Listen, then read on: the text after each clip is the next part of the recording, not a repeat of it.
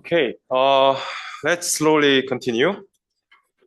So, right, again, let's get back to this theorem. So we have a bipartite graph, and we solve LP relaxation. And now the claim is that, it could have some fractional values. And I want to get an optimal solution that has only 0, 1 values without fractional values. Okay. And the idea is the following. We take the set of edges on which this optimal solution has positive values. I discard 0 values edges. But it could have some cycles and large trees. Then the idea is to break one cycle at a time. And we are left with forest, right? If you recall yesterday, if your graph doesn't have a cycle, then it has all the connected components are trees. Then if you have large trees that are distributed, then now we break edges. We drop edges to create vertexes join edges and a matching. And when you have a cycle, okay, the idea is that you take the minimum value over of the variables over the edges, over the cycles, and you add the perturb plus delta and minus delta in both ways, and that will give you some perturbation about around your initial optimal solution, and that will give you 2 additional optimal solutions. Okay, but the property is that you drop one edge from your cycle. Okay, so there was. Now you can assume that we may assume that the graph spanned by S has no cycle. Then it is a forest. Now suppose that we have a large tree. Suppose that there is a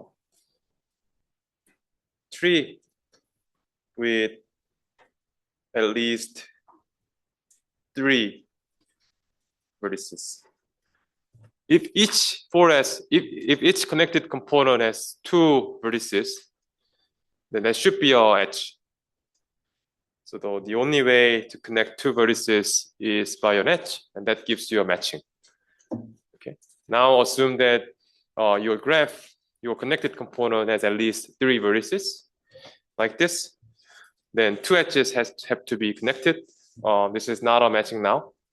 So let's assume that we have a structure like this. Okay. And if you recall the hierarchical representation of a tree, let's say like this, you must have leaf nodes, leaf vertices. There are leaves, and you can argue that a tree has at least 2 leaves. Okay. I leave it as an exercise to argue this. If you have a tree, you must have at least 2 vertices of degree 1.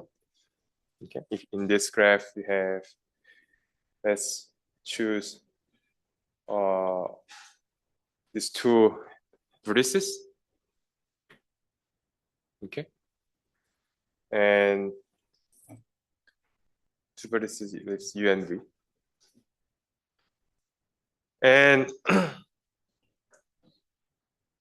there is a unique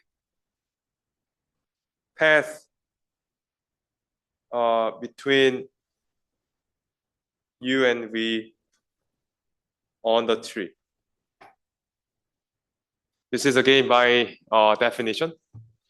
For a tree, For any pair of two vertices, there's a single path connecting them on a tree. Now, in this tree, you have this path. Okay? So you have a path, but it could have on odd length or on even length. It doesn't matter. Okay? For the path, it doesn't matter. Now I have path P with K edges.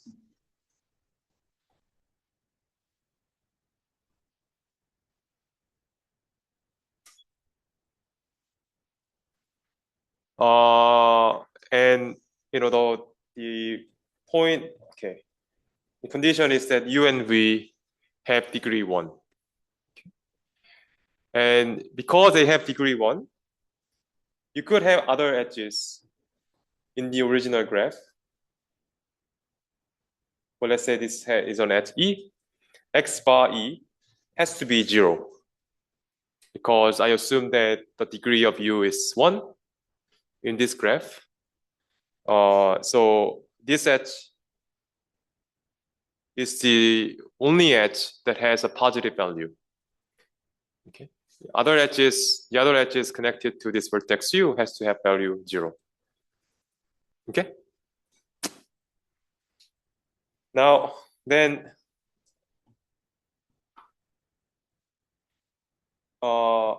as before, I take delta to be minimum value of X bar E, where E is part of this path.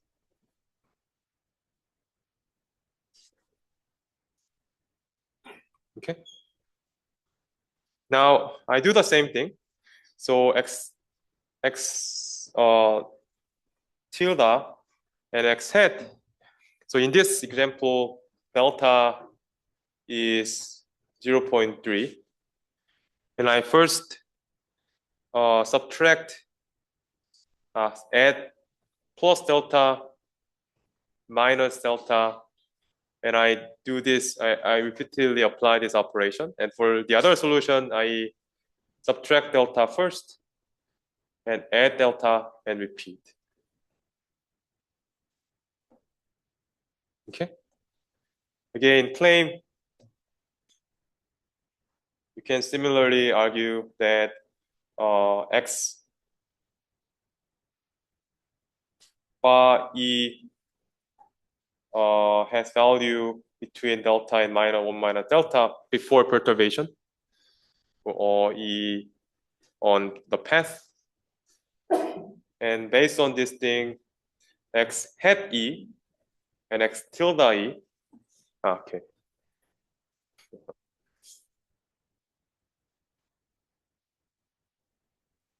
has value between 0 and 1. Okay, because every variable has values between delta and -1 minus delta. And also, now let's worry about the degree constraints. So the internal vertices have the same summation values because they have 1 plus delta and 1 minus delta. But the endpoints can be problematic. They have some changes in their degree sum. But there's no problem actually because U and V are connected to a single edge and the other edges have value 0. So the summation, because each variable has value between 0 and 1, the degree sum is at most 1. And the degree sum itself is actually a single variable for edges U and V. Okay? And also by definition, let me add one more slide. So we also observe that 2 times X bar equals X tilde plus X hat. And, because X bar is optimal, W transpose X bar is greater than or equal to W transpose X hat, tilde. W transpose X bar, at least X tilde X hat. If you add these two up, you have 2 times W transpose X bar, at least W transpose X tilde plus W transpose X hat, which equals 2 times X bar because of this equation. Now, the equality is throughout. We know that X transpose X bar is X tilde W transpose X hat. Okay. And one of the solutions, X tilde and X hat, has to lose one edge in this path. Okay. So if you keep breaking this path, you are taking the okay, by the way, if you have a tree like this, and if you drop one edge, then you are breaking the connectivity. Okay. Every time you drop an edge from a tree, you are getting at least 2 connected components. And so if you repeat this procedure, you are going to left with matching edges. Okay. So any question? So the algorithm is the following. So we solve the linear program and get an optimal solution. And we enumerate the set of edges on which we get positive values for your optimal solution. And if there's a cycle, then we find one. And we break the cycle and update your optimal solution without that cycle. And if there's if you repeat this procedure, then you end up having a graph that has no cycle, which is a forest. Now you have a bunch of connected components that are connected trees. Now if there's a tree that has vertex that has at least 3 vertices, then you find one and you break the tree by taking a path between 2 degree 1 vertices. And if you repeat this procedure, then you're gonna get matching. Okay, this is the algorithm. But in fact, one practical method for solving a linear program is called the simplex method due to George B. Dantzig. And due to the way the algorithm works, it will get a 0-1 solution anyways. But the barrier method doesn't always give you a 0-1 solution. But if that is the case, you can run this algorithm and construct a matching. Okay. Is there any question?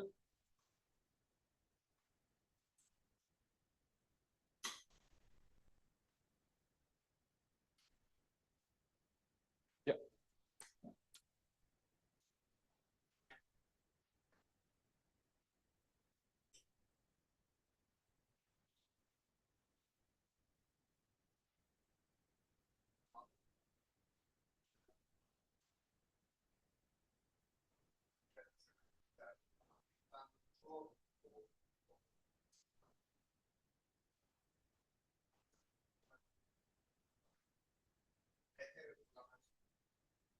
Right.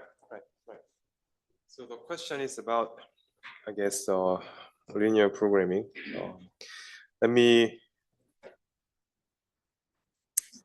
I guess other students asked this question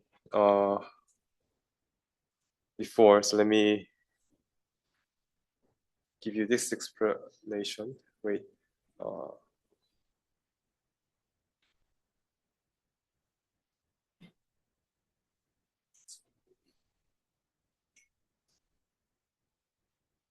Okay, so for those of you who are familiar with linear programming or integer programming, let me give you this picture. So you have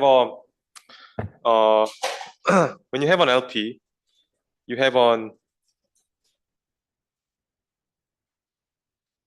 objective function that's to maximize W transpose X.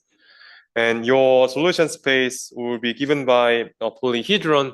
When it's bounded, you have a polytope. Let's say you have this continuous region. Okay. And we know that the simplex method always enumerates what I call basic variables.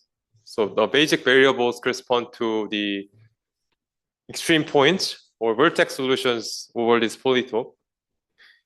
I'm going to explain this in lecture 7, so don't worry even if you don't get any of this. But so the simplex method, due to the way it works, it will start by searching neighbors of extreme solutions, and eventually it will reach some solution that's an extreme point. And by our theorem here, if you go through the proof, it also argues that basically the LP,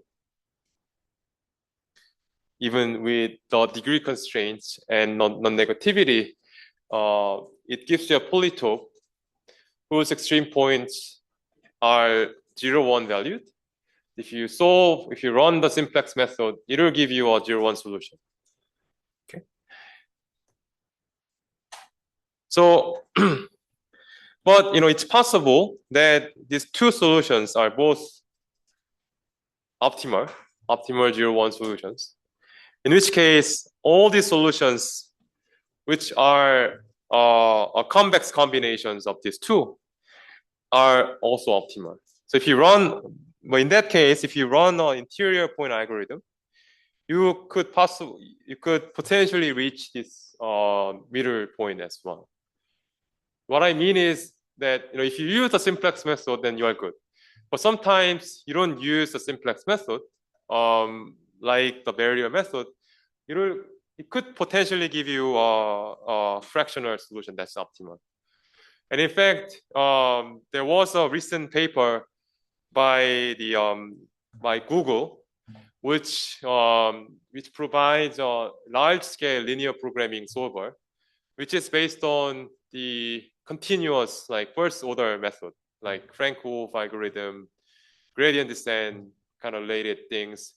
They're not at all similar to the barrier or interior point method or the simplex method. You just take some continuous relaxation of the problem and run the first order method. And that doesn't always give you an extreme point. Okay. So, but what this theorem is saying that even if you get a fractional optimal solution, you can run this combinatorial argument to construct an extreme point. You can move from this to neighboring 0, 1 solution. Okay. Is there any other question?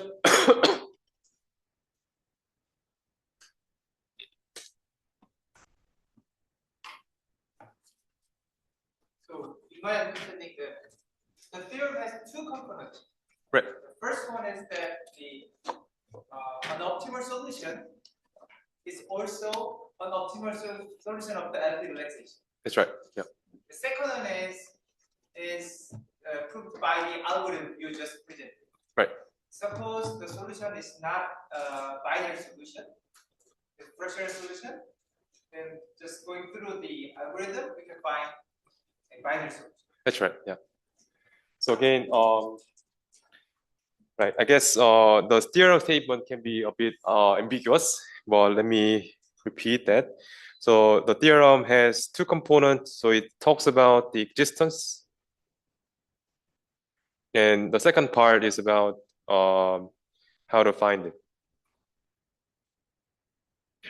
So we need to, I guess, remember the proof also, right? That gives you an algorithm.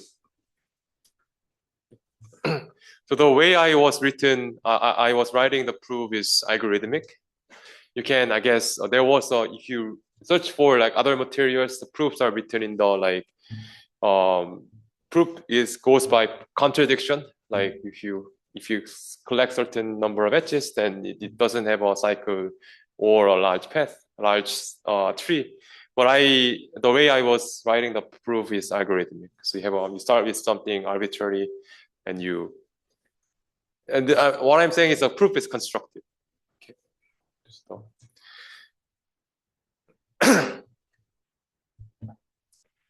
Yeah. LP로 릴렉세이션 한번 IP 솔루션을 브레이킹을 하는 알고리즘 마지막에 그 결과가 IP가 무조건 되는. Could you repeat? 인티저 답이 그리면서 프랙셔널한 값이 마지막에도 0.7 부과가. So you repeat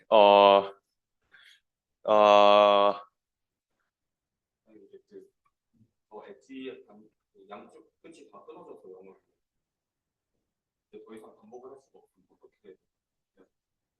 So okay, so that's a good question. So maybe that could imply, okay, so the question is, let's say I have these two edges. The final solution has fractional parts, fractional values.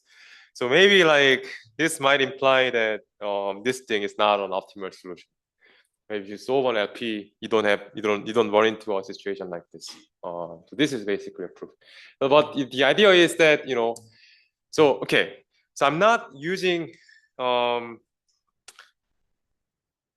not using any property of an optimal solution. I just assume that this is optimal.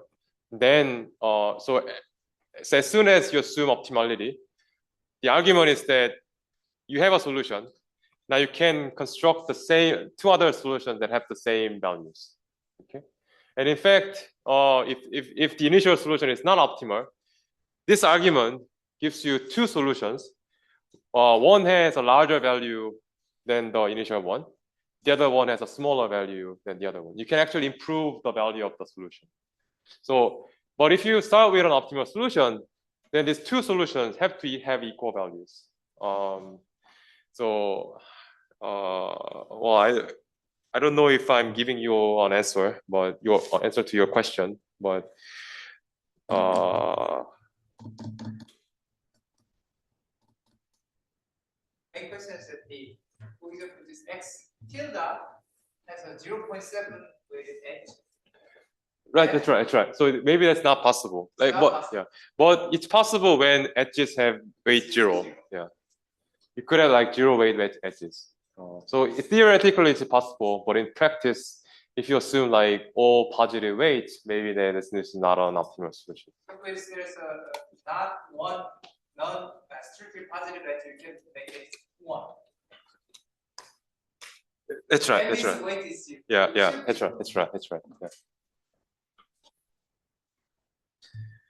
right.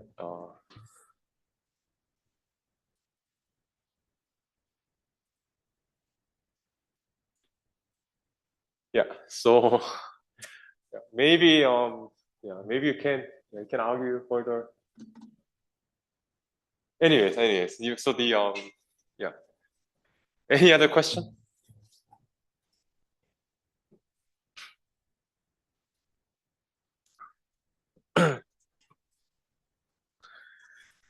Great. I always feel comfortable with an argument like this. I'm not a graph theory person. I'm more about an optimization person. So I'm much more familiar with this kind of continuous arguments.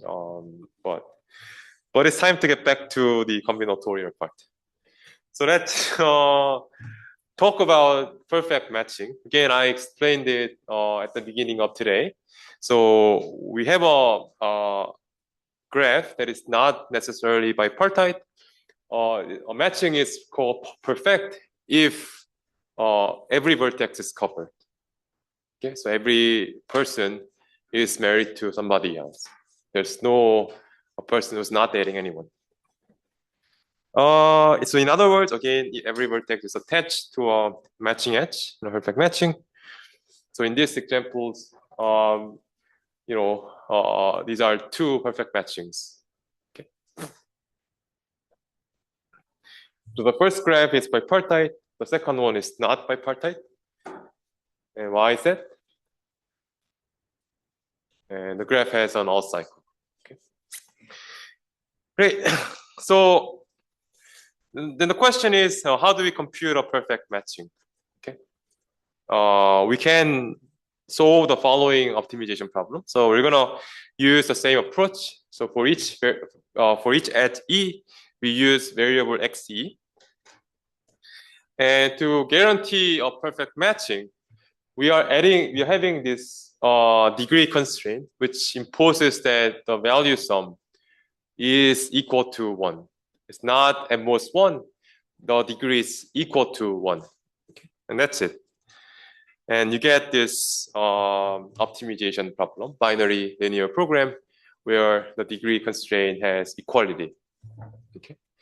And you can argue that if you solve this problem, you will get a maximum weight perfect matching. Okay.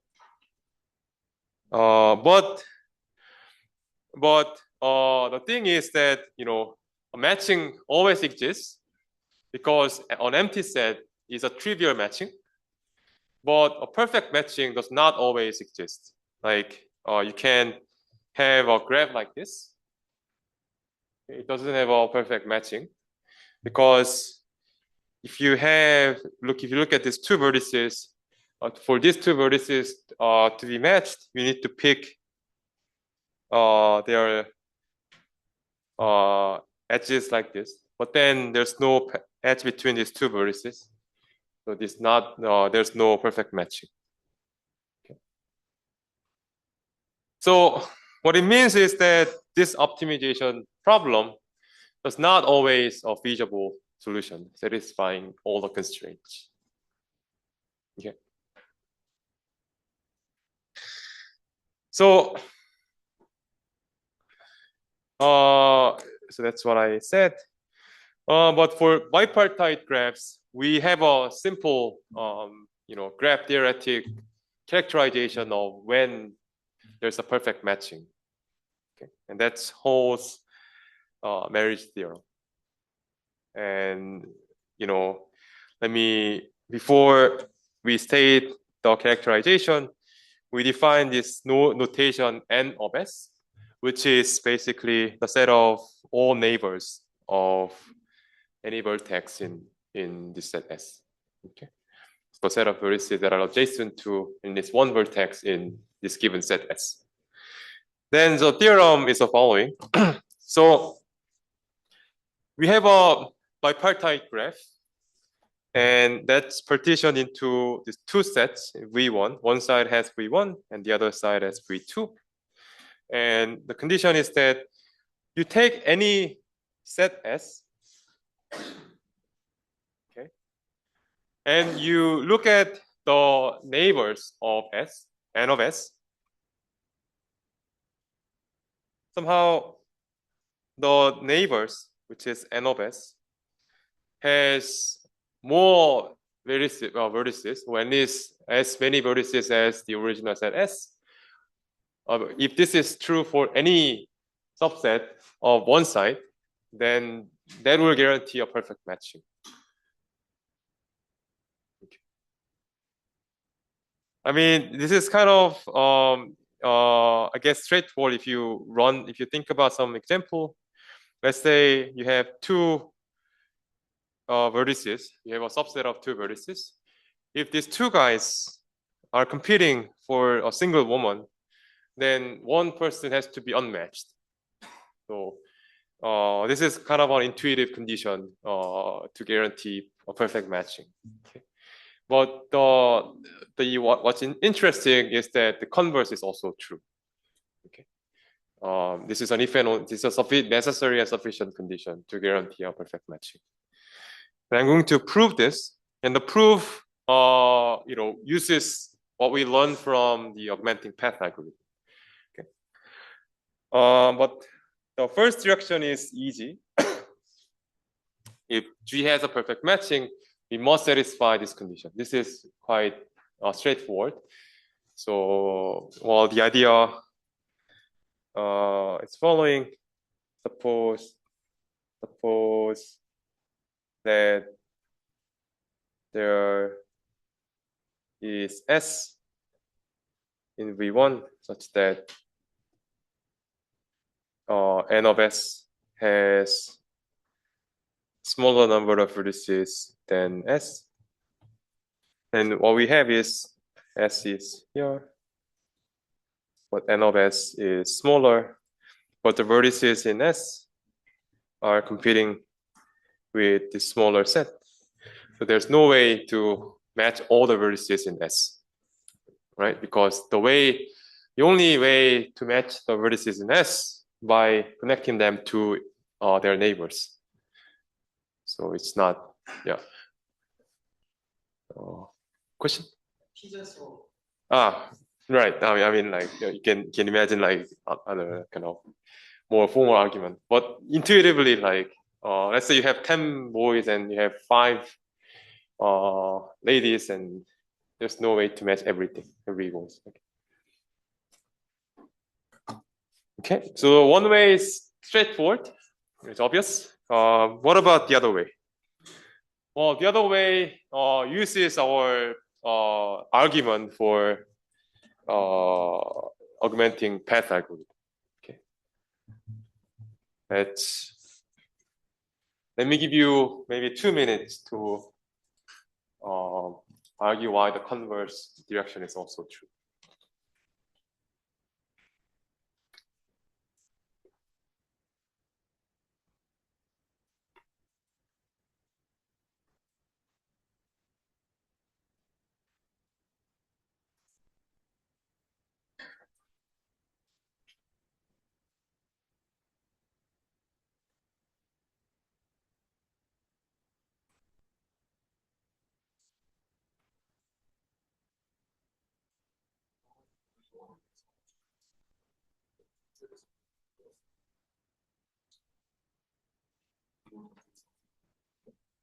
You're right. You're right. Yeah, I also.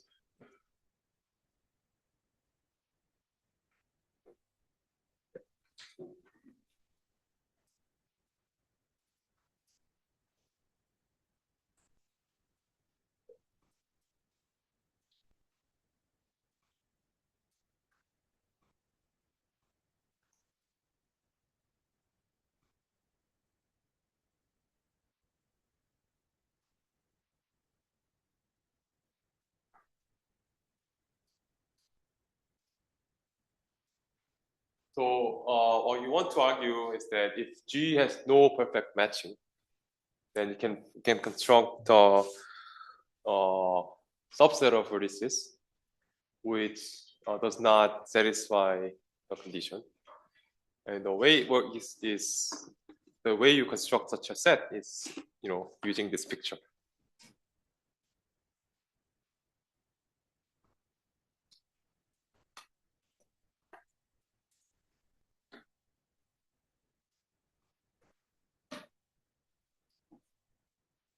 And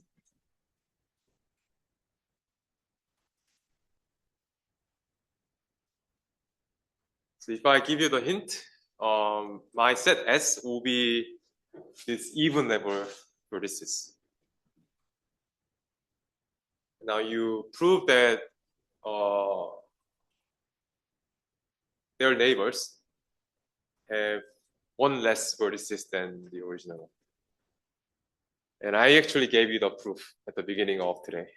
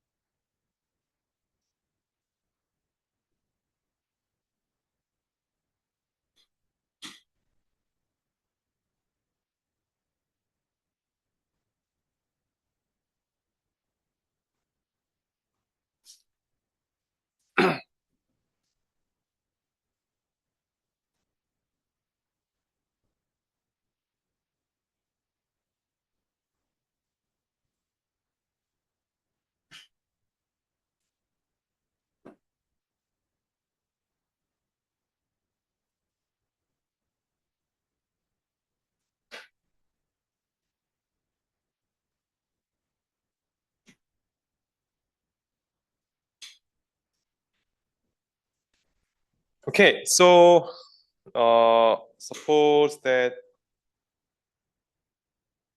G has no perfect matching.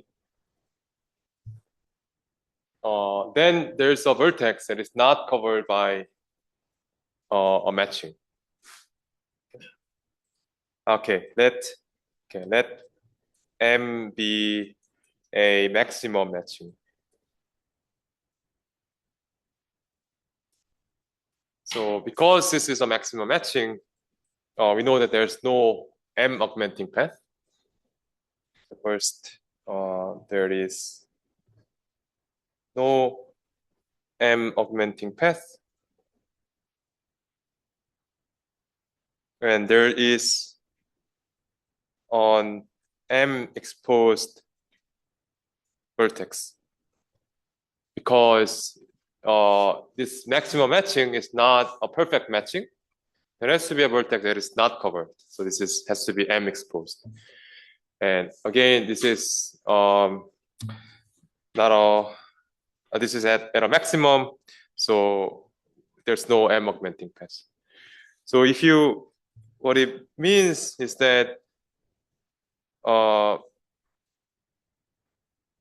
alternating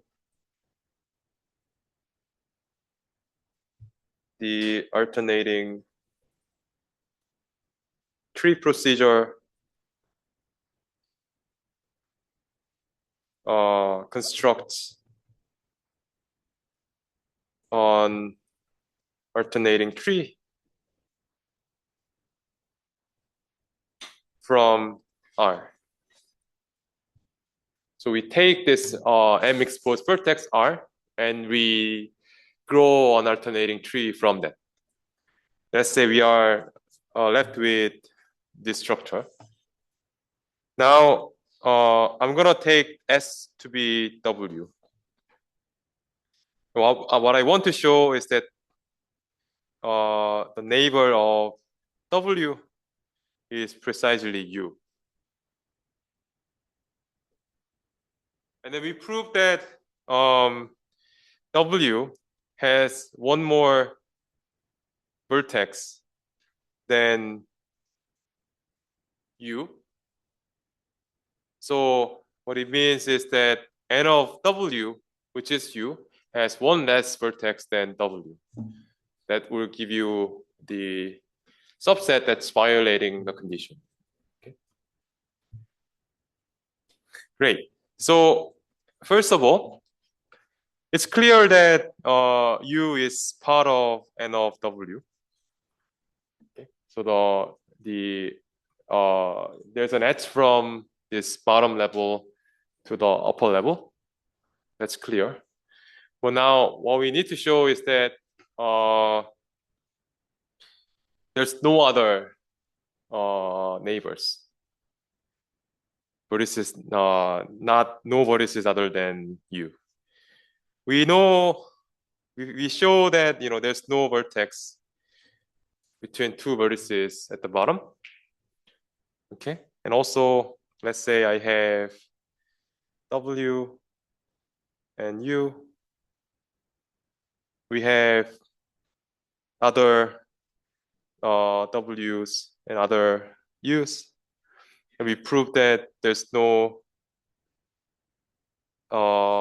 edge from two vertices at the bottom. But now the question is, what about a vertex from W and a vertex from this red one? Well, in fact, we use the same argument. Let's say that there's a matching edge. Okay, there's a matching edge. This red one has to be non-matching. Right? So if there was an edge between U and V from the top right, then we could have added this edge when we grow this tree from R. But we kind of stopped. We decided not to include that vertex V, so it means that there's no edge. You apply the same argument. So there's no edge here. So W is there's no vertex from any. There's no edge from any vertex in W to other ones. The vertices other than U. Okay. So this is the proof of the Mary's theorem. Any question? Yeah.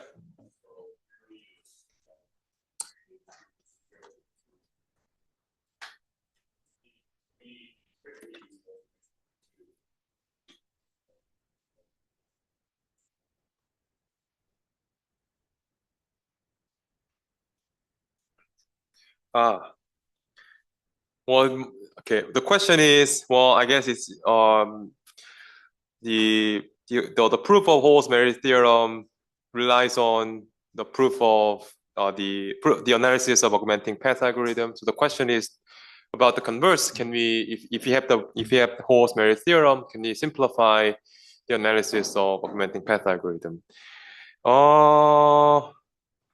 I think so. I think the book by Doug West, they first proved Hall's-Mary's theorem, and they used that to analyze augmenting path algorithm. But I'm applying the other way.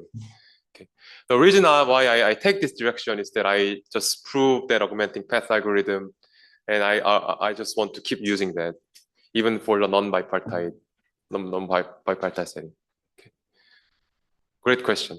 Well, I guess at the end of the day, if you just look into the proofs, they are pretty much doing the same thing, I think. It's just that like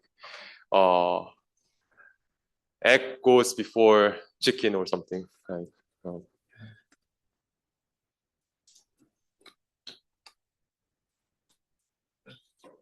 Any other question?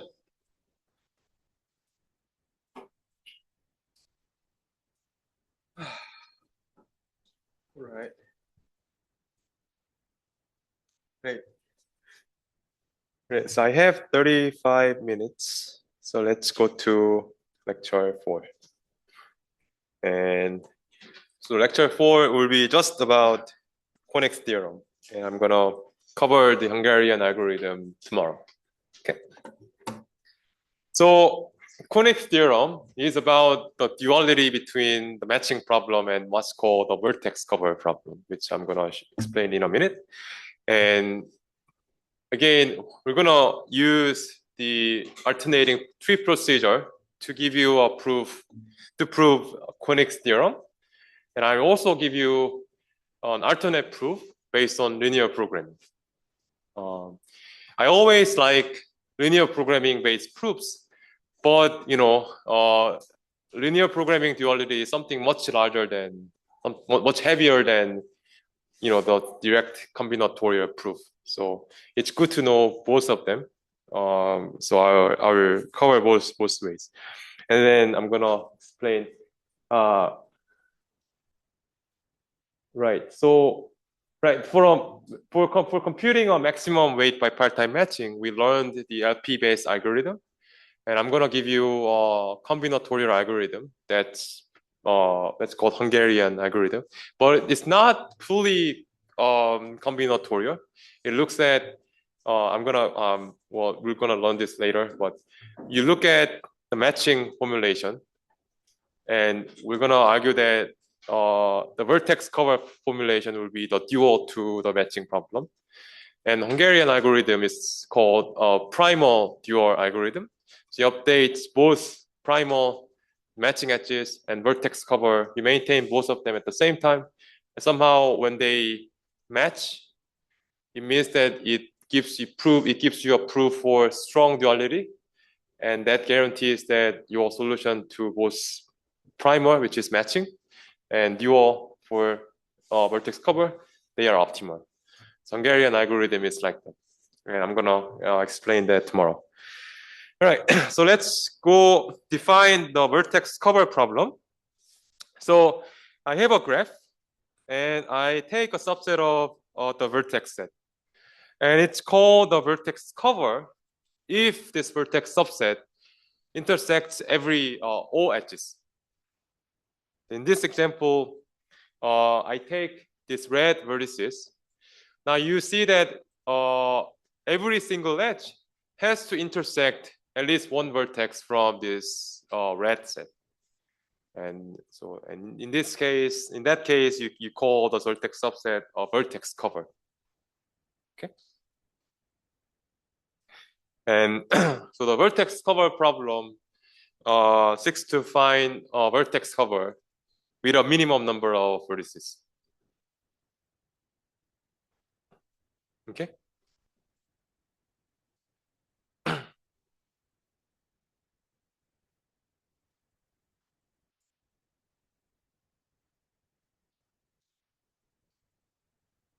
Now, what you can prove is that the minimum size of a vertex cover has to be greater than or equal to the maximum size of a matching.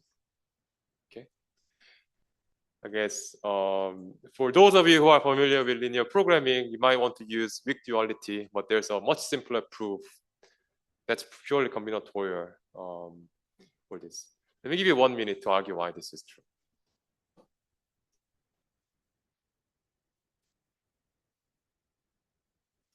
You have a matching in a graph, but this is not just about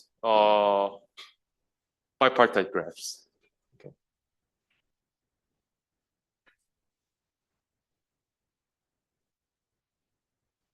Anybody has an answer?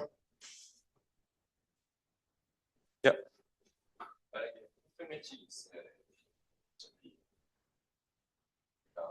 매칭을 찾으면 그 개수가 디스커버랑 같이 만약에 퍼펙트 매칭이 없는 경우에는 매칭 하나 더 넣을 수가 아이솔레이팅 있으니까 그럼 그 엣지를 커버하기 위해서는 뭐 필요하니까. Yeah, you have the right intuition, but we have a much simpler answer to than this. Anybody has an answer? Yeah.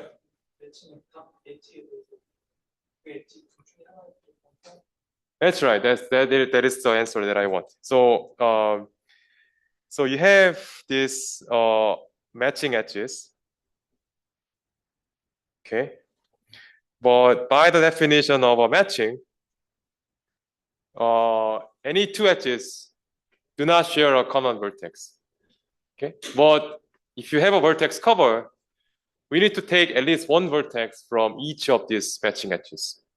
And in particular, there's no overlap between these matching edges. So you need to take at least one vertex from these matching edges. That's why, the vertex cover, the minimum vertex cover has at least as many number of vertices than the number of the size of a matching. Okay.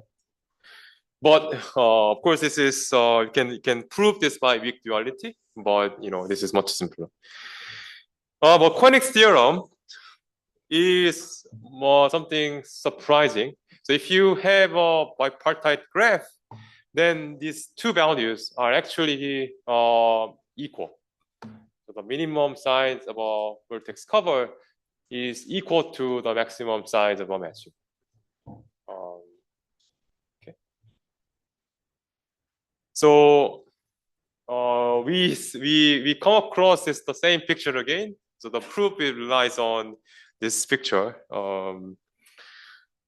I guess let me give you 2 minutes.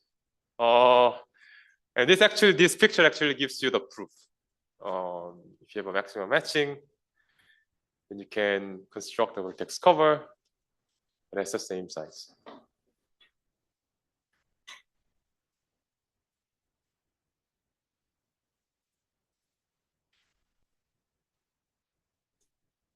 So if you remember the proof that I explained this morning, that gives you a vertex cover that has the same number of vertices in a maximum match.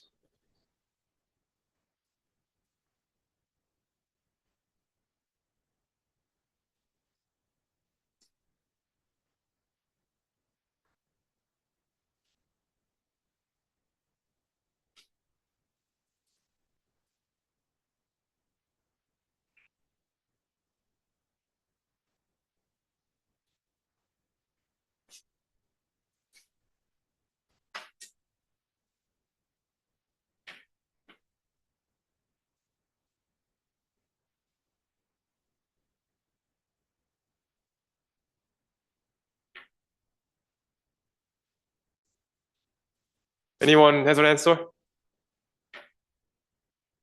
Do you know the argument?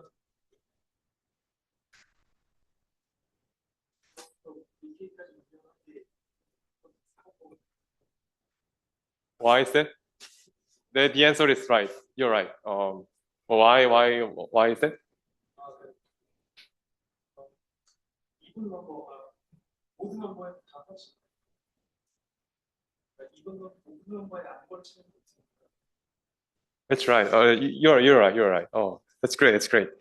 So here's the argument and the answer. So claim V1 union Vk is a vertex cover. And we actually proved this. Recall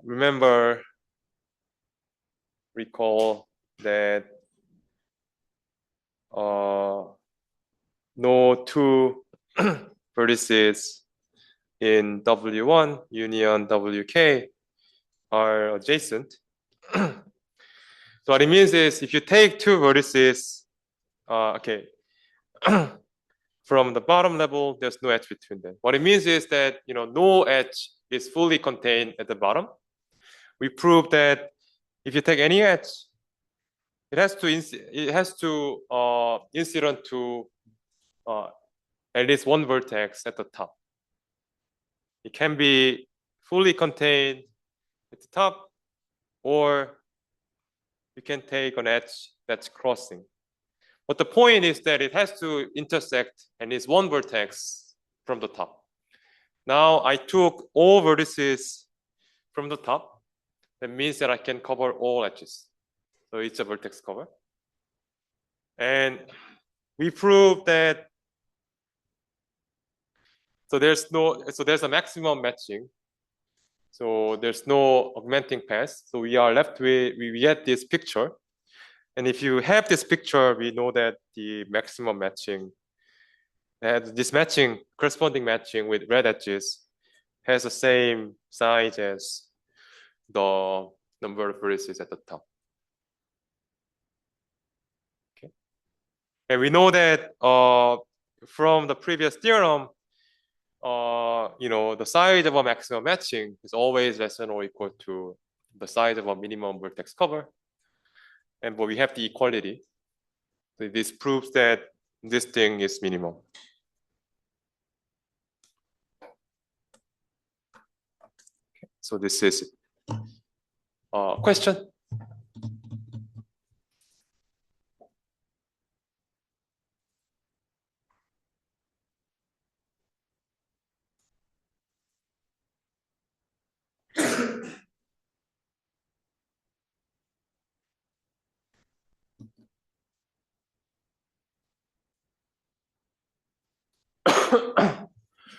Okay, a couple of remarks. So this proves that the augmenting path algorithm also computes minimum vertex cover, right? So you run the augmenting path algorithm, and to find an augmenting path, you run this alternating tree procedure. When you conclude that there's no augmenting path, then that also gives you this vertex cover. You just take these vertices from the top. Okay? That's minimum vertex cover. And so it can be solved in polynomial time just because the running time of the same augmenting path algorithm also is running time for the vertex cover problem. But surprisingly, if you have a general graph, the matching problem can be solved in polynomial time, which will be explained in lecture 6 or 7. But the vertex cover problem is NP hard. Okay. So for bipartite graphs, the matching problem and minimum vertex cover are in duality. But if you take general graphs, that relationship no longer holds true. So and there's a simple two approximation algorithm. And for those of you who are interested in like computer science, theoretical computer science, so unless the unique game conjecture holds, there is no polynomial time 2 minus epsilon approximation algorithm. So the question is, can you improve this constant approximation ratio for vertex cover for general graphs? You don't have to worry about all what I'm explaining in this slide, but just for those of you who are interested, you know, it seems difficult to improve this approximation ratio, but there's still no proof for this.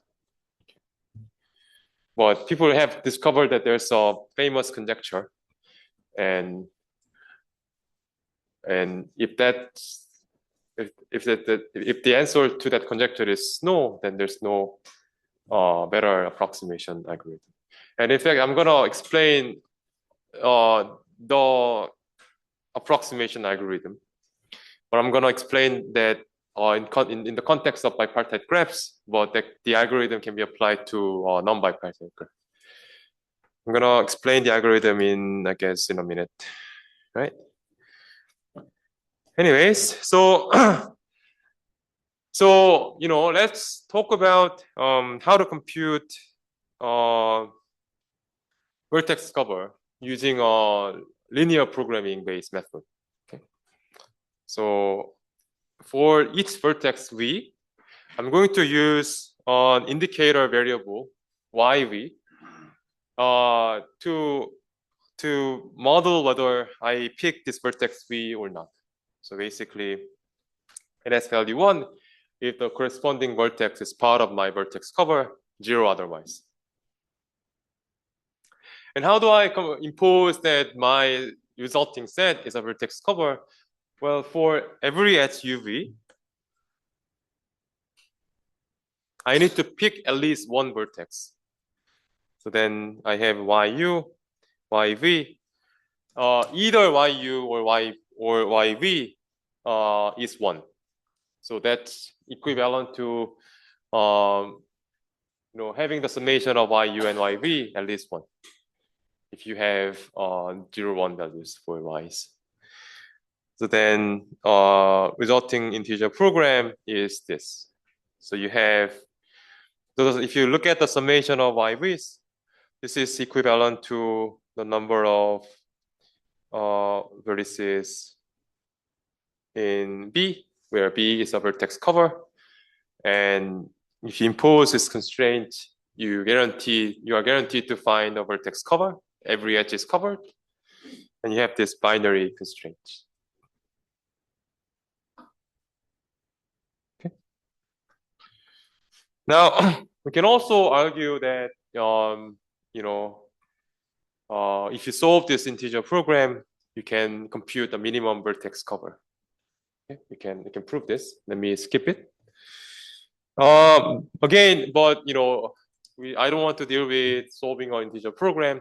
So let me take out this binary constraint and get a linear program. And this is LP relaxation. Okay. Now, this is the theorem. So I have a bipartite graph. Okay. Then the theorem, what we can prove is that, you know, you can compute a minimum vertex cover solving this linear program. Okay. You don't have to deal with integer program for bipartite graphs. So you solve on, so the LP relaxation has an optimal solution that has a 0, 1 value, like for the matching, bipartite matching case.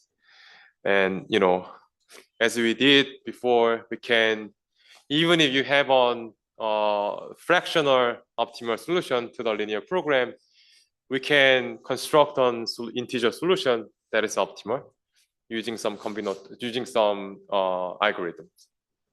That's what I'm going to explain. Okay. Any question?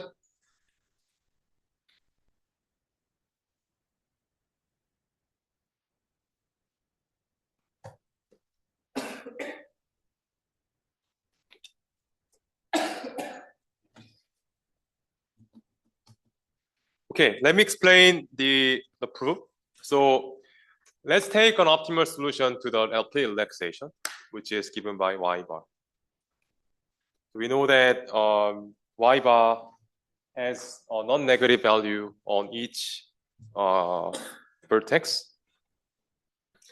And in fact, if let's say one coordinate has value strictly greater than 1, that is not optimal. Because if you look at the LP relaxation, having a variable with value 1 will be sufficient to satisfy the constraints. Something strictly greater than 1 is too much, because I only have values 1 on the right hand side. Okay, so if you have a value that's greater than 1, that is not optimal. So you know that y bar v has value at most 1. Okay. So even though I didn't impose that y bar has values less than 1 or less than or equal to 1, if you take an optimal solution, that's always guaranteed. Okay. Now I'm gonna give you some algorithm, and that's called a randomized algorithm, because I use some randomness when I'm running on an algorithm. So here's the thing. So I pick a random threshold from the interval between 0 and 1.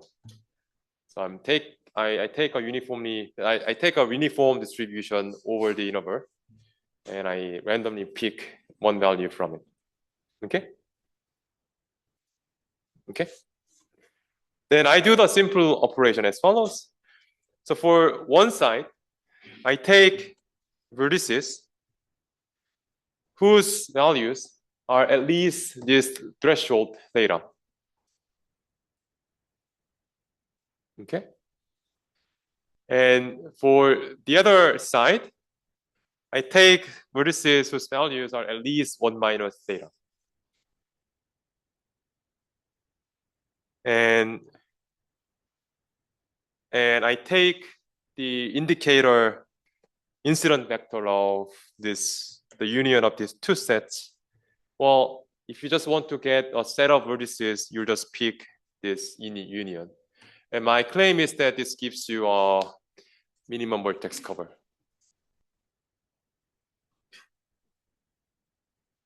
For a bipartite graph. In fact, this algorithm can be extended to general graphs, but I'm not going to explain it. But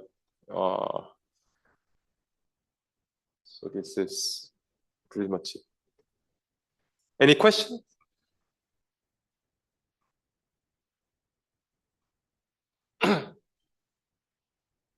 So let's argue that U1 and U2, their union gives you a vertex cover. Okay. Let me give you maybe 1 minute to argue why this is a vertex cover.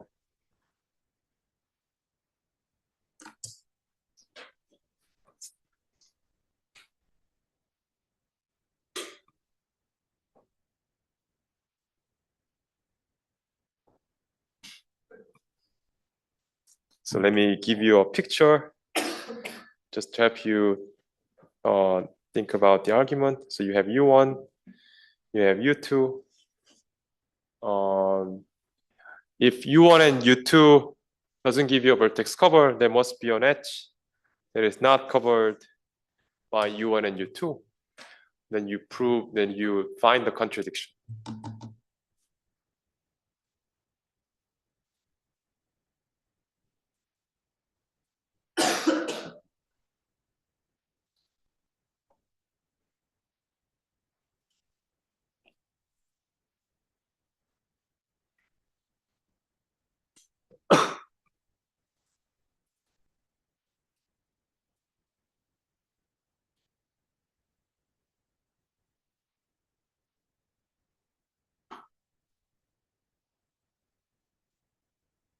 Okay, so if let's say suppose that U1 union U2 is not a vertex cover, it means that there's an edge UV where U is outside U1 and V is outside of V2. Okay, you have this picture if U1 union U2 is not a vertex cover. And what it means is that if YU is less than theta, YU bar, because U is outside of U1, its value will be less than the threshold. And because V is outside of this subset U2, its value will be less than 1 minus theta. Right? But if UV is an edge, then Y bar U plus Y bar V is less than 1. If you sum up these two values. But this is not possible if UV is an edge, because we were imposing the condition that Y bar U plus Y bar V at least 1. And we assume that Y bar is a feasible solution or optimal solution. So it has to satisfy the constraint. So this is not possible. So it means that U1 union U2 is a vertex cover. But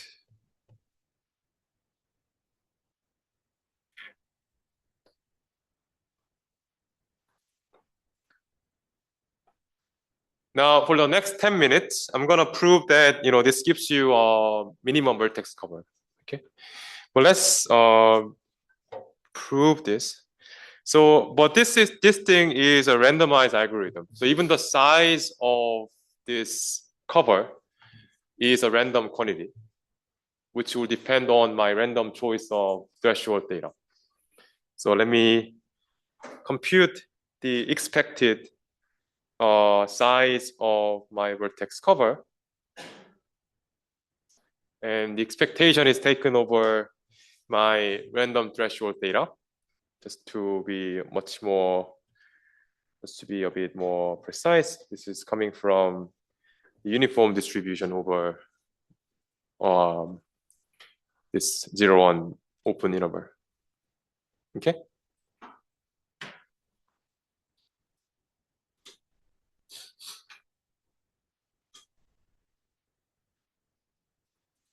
Now let me cheat a little bit.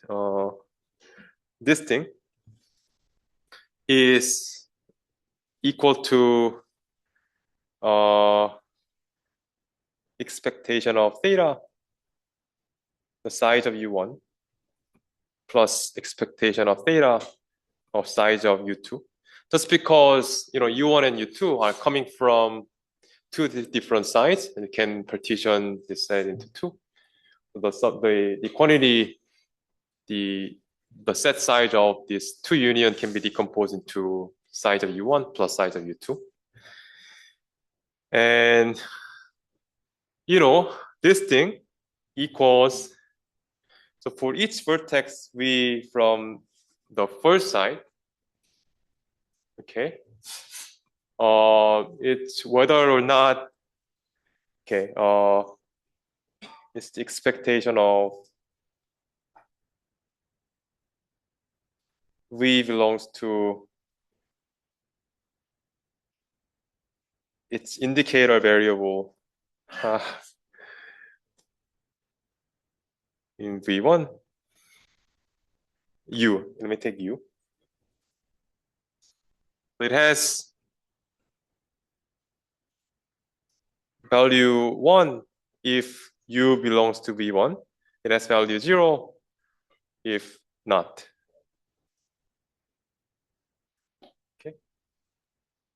So the size of this subset U1 is a random quantity, but I take each vertex independently.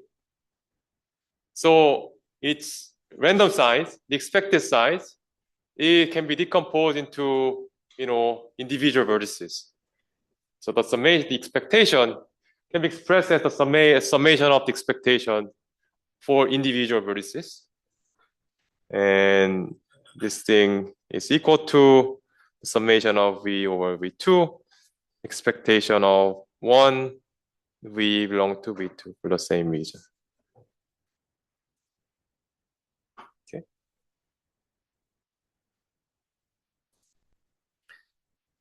And this thing, because the indicator random variable has values 0 and 1, this is equal to the probability that U belongs to V1. It's the probability that V belongs to V2. But if you take the expectation, it has value 1 times the probability plus value 0 times 1 minus the probability. So you just exclude the 0 value and you are getting this thing. Okay. This thing is that y by u is greater than or equal to theta. So I take u from u1 if the value, so this has to be u1, sorry, not v1. And for the second probability, y by v is at least 1 minus theta.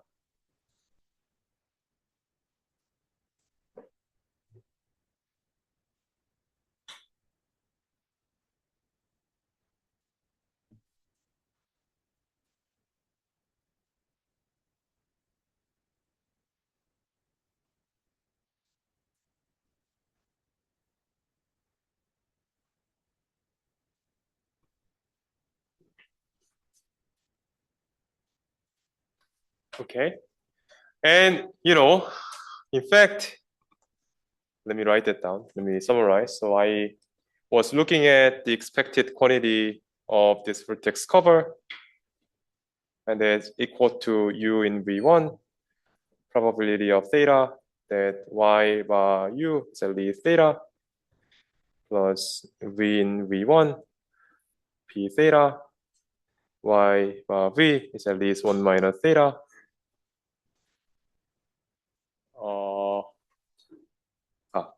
V2.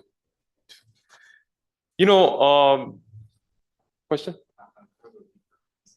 Index of the summation, the first term is u and the second term is the summation. The index is It's just that I have this set V1 and V2. I take U and V. Okay. All right. Now we are almost done. So y bar is a fixed optimal solution to the linear program. So there's no randomness, and the only randomness is over this choice of theta. Okay. And I take theta uniformly at random. Let's think about 0 and 1. And y bar u is here. So if you choose theta from this side, then y bar u will be greater than or equal to theta. Okay, and this distribution is uniform. So this implies that probability y bar u and the theta is y bar u. And in fact, but even for the second thing, okay, even though you have 1 minus theta, still the region of theta we satisfy this thing is equal to y bar v. U in V1, y bar u, v in V2, y bar v. So this is equal to summation of u in the entire vertex set u over y bar u.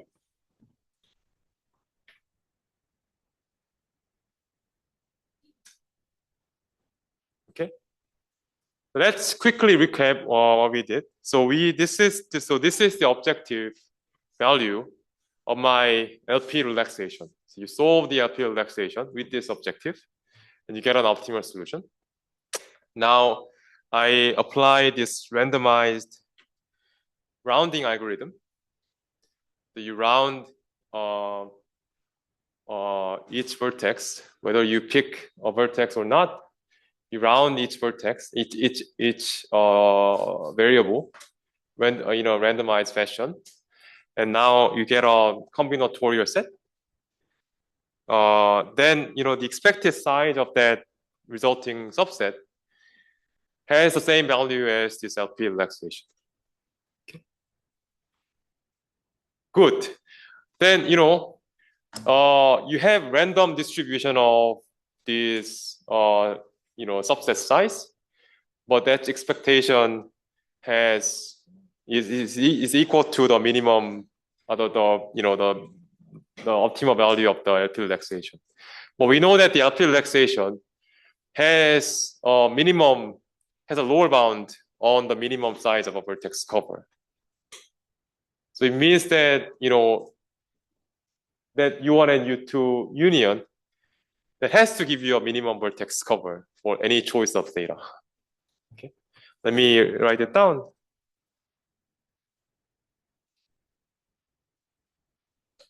So we have proved that.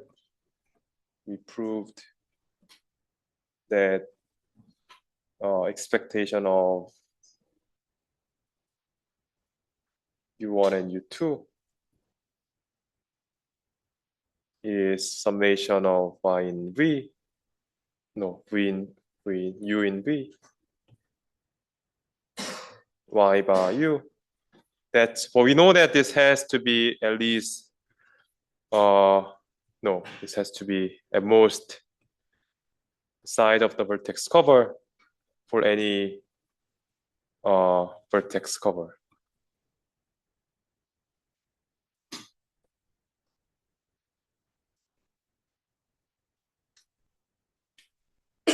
I'm going to explain that tomorrow one more time. But this implies that U1 union U2 for any theta is a minimum vertex cover. So in fact, I gave you this randomized algorithm for the proof. But the proof argues that you don't have to randomize your choice of this threshold theta. You can take any deterministic value between 0 and 1, and you apply the rounding procedure with the corresponding value. So now, let me give you the algorithm. So you take a bipartite graph and you solve this linear program. You get an optimal solution y bar. And now I choose a threshold of 1/2. In that case, theta and 1 minus theta are equal to 1/2. Then you run you choose the two sets of vertices using these threshold values. And that will give you a minimum vertex cover. Okay. And in fact, it's not too difficult. So if you rely on the strong duality theorem, so this thing, so we proved this in lecture 3. So remember that we solve on LP and we apply this, the procedure of breaking cycles and paths, then you get on matching. And this thing is what we just proved. We solve on LP and we round based on this threshold of 1/2. We just proved this. And in fact, these two values are equal. And that is based on the strong LP duality theorem. That, this formulation for bipartite matching and this formulation for minimum vertex cover in a bipartite graph, they are in the dual relationship. Meaning if you take the dual linear program of this thing, you get the vertex cover formulation and vice versa. And we know that, because the solution space is bounded, maximum matching exercise, something finite, strong duality theorem holds, and we get DO equality throughout. Which means that the size of a minimum vertex cover is equal to the maximum size of a matching, which is König's theorem. So this is the second proof for König's theorem. Okay. Is there any in the interest of time, let me stop here. I receive questions afterward. I'll see you tomorrow. Thanks. Yeah.